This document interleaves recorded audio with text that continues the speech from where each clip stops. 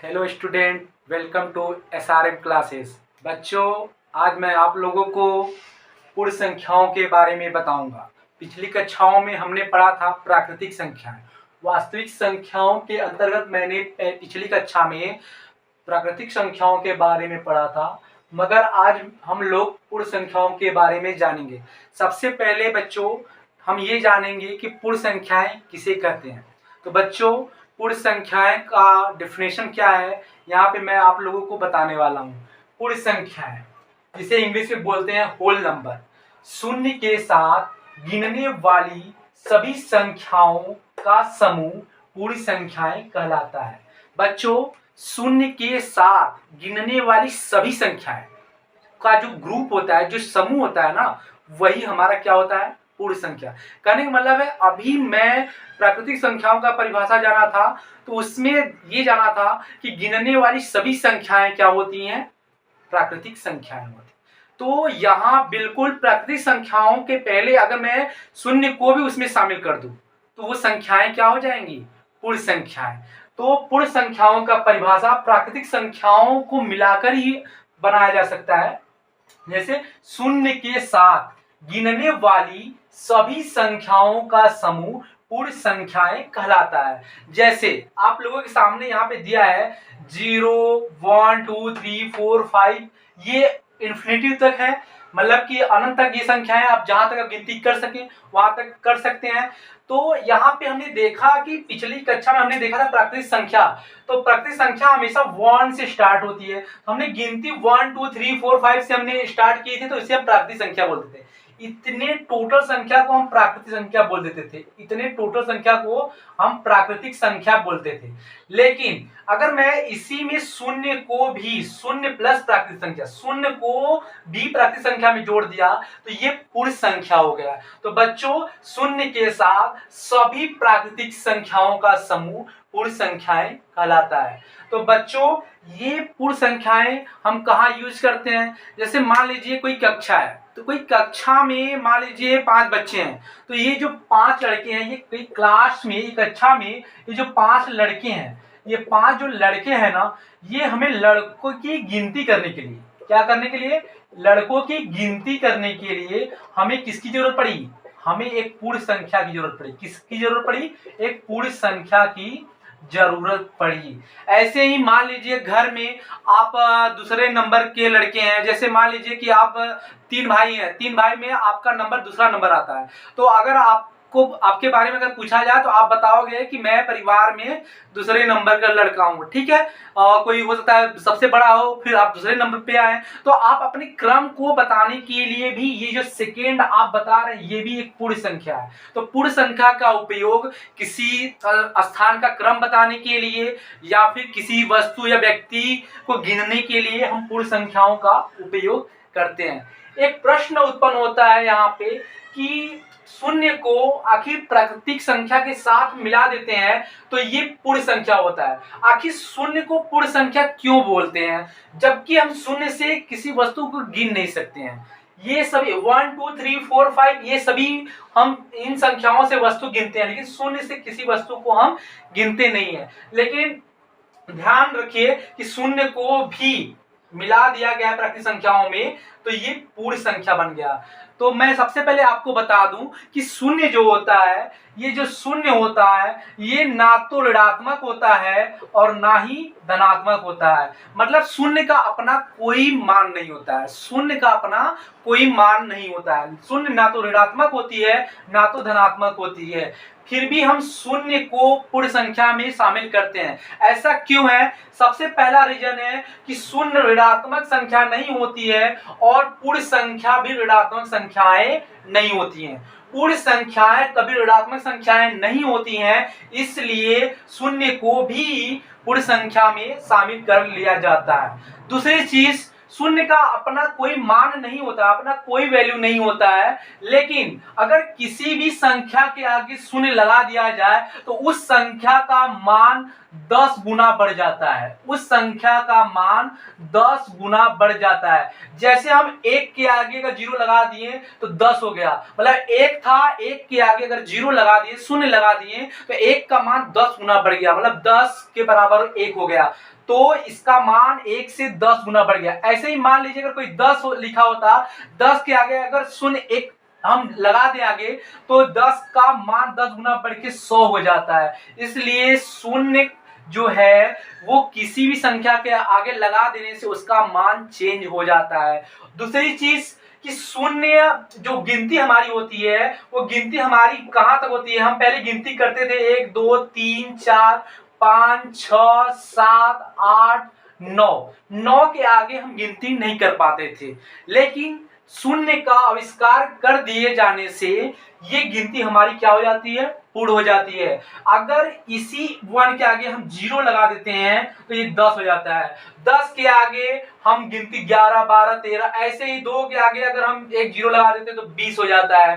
तो यहां से हमने देखा कि अभी तक 9 गिनती कर रहे थे, लेकिन शून्य के आ जाने से 10 11 12 13 14 ऐसे ही हम गिनती को अनंत तक करते चले जाएंगे। मतलब शून्य के आ जाने से हमारी गिनती भी क्या हो जाती है, पूर्ण हो जाती है। इसलिए शून्य को हम पूर्ण संख्या के रूप में हम यहाँ पे दर्शा सकते हैं। शून्य का अपना कोई मान नहीं होता, लेकिन शून्य किसी संख्या के आगे लग जाने से शून्य उस संख्या का मान 10 गुना बढ़ा देता है। दूसरी चीज, किसी संख्या के पहले अगर 0 लग जाए, शून्य लग जाए, तो उस संख्या का मान कोई चेंज नहीं होता। इस संख्या को हम 1 ही पढ़ेंगे। अगर 1 के आगे शून्य को लगा दें, 1 के पहले अगर हम शून्य को लगा दें तो उस संख्या का मान कभी परिवर्तित नहीं होता।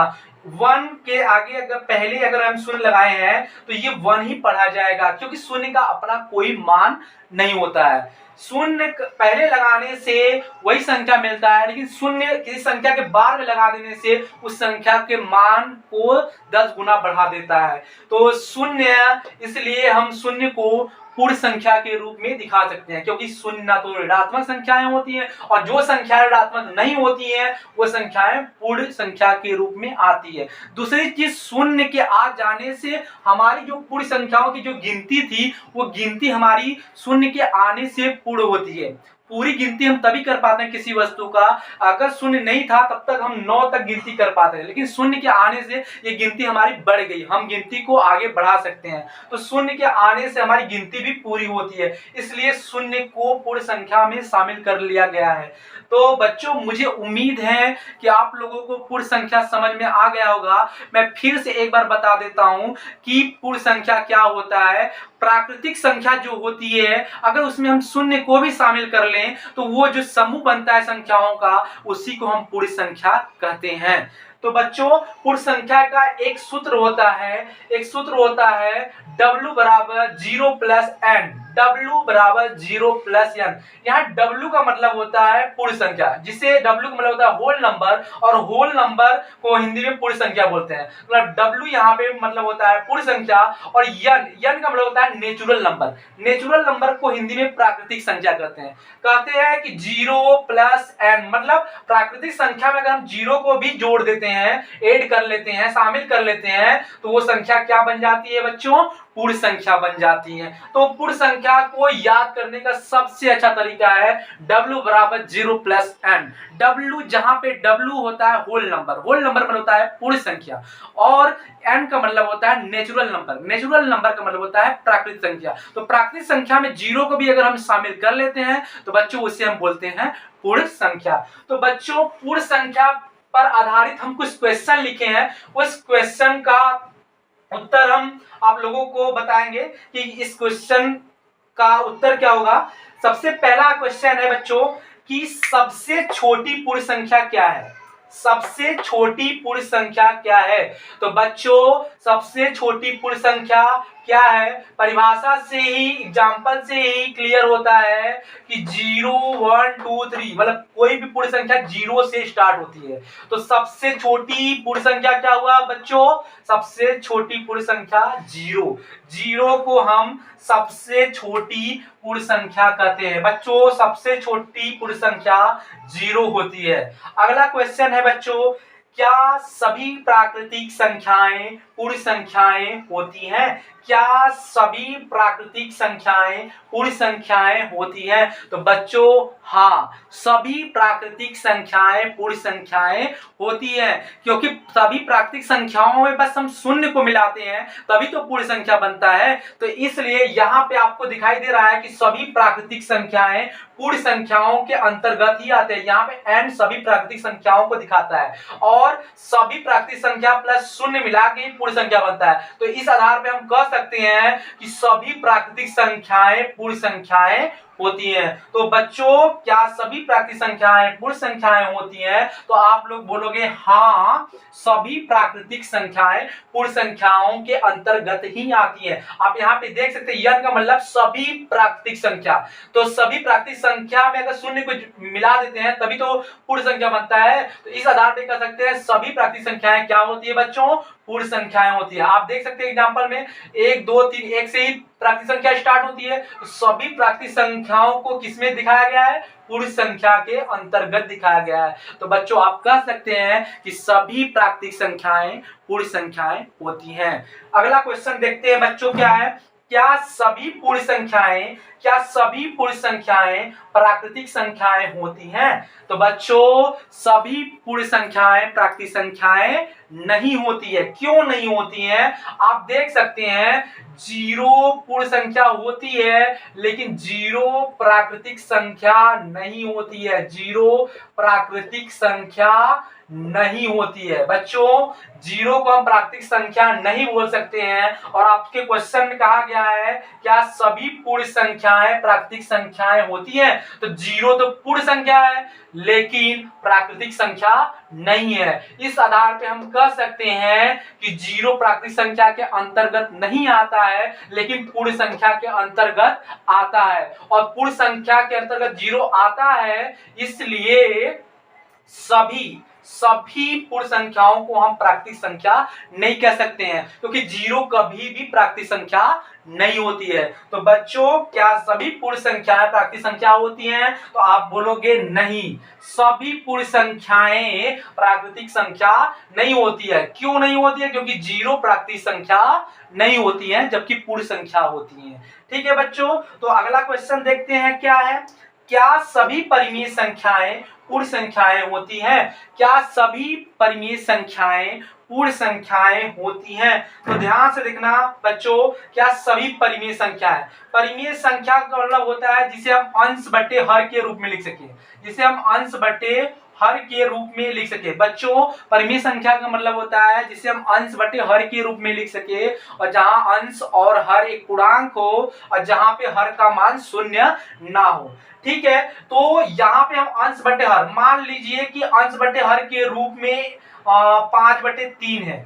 ठीक है, 5/3 है तो 5/3 अंश बटे हर के रूप में है। लेकिन याद रखना बच्चों कि 5/3 से हम किसी भी वस्तु को काउंट नहीं कर सकते, कभी गिन नहीं सकते। और जिस संख्या से किसी वस्तु को नहीं गिन सकते वो संख्या कभी प्राकृतिक नहीं होती। अगर वो प्राकृतिक नहीं होंगी तो वो संख्या पूर्ण संख्या के अंतर्गत नहीं आएंगी, केवल शून्य को छोड़ के। ठीक है बच्चों, तो यहाँ पे 5/3 एक परिमेय संख्या है। देखो 5 पूर्णांक भी है, 3 भी पूर्णांक है और हर का मान 3 है, 0 नहीं है, तो ये परिमेय संख्या है। लेकिन ये पूर्ण संख्या नहीं है, क्योंकि 5/3 का कोई अपना अस्तित्व नहीं होता है। ये अभी अधूरा है, ये संख्या अपने आप में अधूरा है। अगर आपसे कहा जाता ये 5 अगर बोला जाता कि 5 क्या पूर्ण संख्या है, तो हाँ ये 5 पूर्ण संख्या है। और अगर पूछा जाता क्या 5 एक परिमेय संख्या है, तो बिल्कुल आप इसके नीचे 1 लिख दीजिए, क्योंकि 5 या किसी भी संख्या के नीचे 1 लिख देने से उस संख्या का मान चेंज नहीं होता। 5/1 का मतलब 5 ही होता है, और 5/1 अंश बटे हर के रूप में है और दोनों पूर्णांक भी है और हर का मान 1 है, मतलब शून्य नहीं है, इसलिए ये परिमेय संख्या है। लेकिन ये बच्चों 5/3 परिमेय संख्या है, लेकिन ये पूर्ण संख्या नहीं है। जबकि 5 जो है ये परिमेय संख्या भी है और पूर्ण संख्या भी है। तो हम इस आधार पे कह सकते हैं बच्चों कि सभी परिमेय संख्या